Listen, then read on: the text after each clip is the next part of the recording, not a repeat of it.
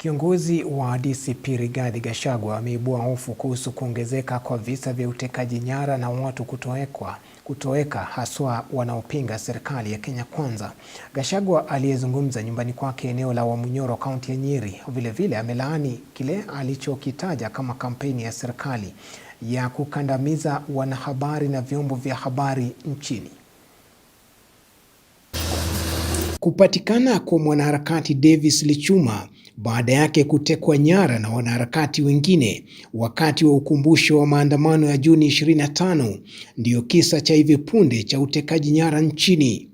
Ni hali ambayo aliyekuwa naibu rais Rigathi Gachagua anasema inazua hofu ikizingatiwa uchaguzi mkuu unaandaliwa mwakani. We are calling upon the international community to put William Ruto on notice.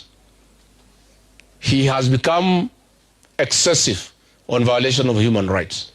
Ile maneno tumeona vijana wametekwa nyara, wameteswa, walipatikana kwa gari ya polisi, wamepatikana wametupwa kwa mtaro.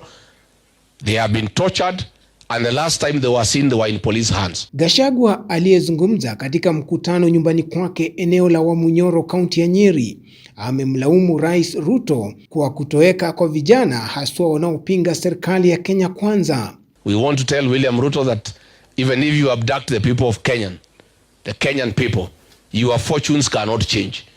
Mambo yako imeharibika irreversibly. Lazima uende nyumbani. And the sooner you accept that your time is up, the better for you. Wakati huo huo, Gachagua amelaani ongezeko la vitisho na unyanyasaji dhidi ya wanahabari, hali anayosema ni sawia na baadhi ya mataifa ya Afrika Mashariki. Those behaviors being learned from the East African dictators will not be played here in Kenya. I must say for the record, Kenya is not Uganda and Kenya is not Tanzania. But more importantly, we are aware and informed of William Ruto's plans to shut down some media houses, cripple others through the government advertising agency financially, and slow down and eventually shut the internet on the 10th of August 2027.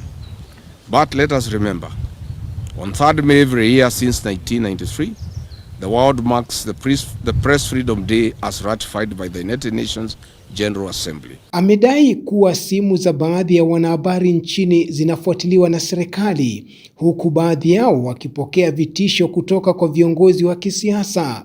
Journalists covering corruption stories, abuse of the rule of law, wanton looting of public resources, and other beats, and who have refused to be silenced, unintimidated, or corrupted by the state, live under perpetual fear, intimidation, and daily threats from the state machinery. Media houses that are firm on their independent editorial policy have not been spared either. Gachagua aidha amelaani kufungwa kwa baadhi ya vituo vya habari nchini Uganda na kuitaka Umoja wa Mataifa kuingilia kati na kuangazia hali ilivyo ukanda wa Afrika Mashariki.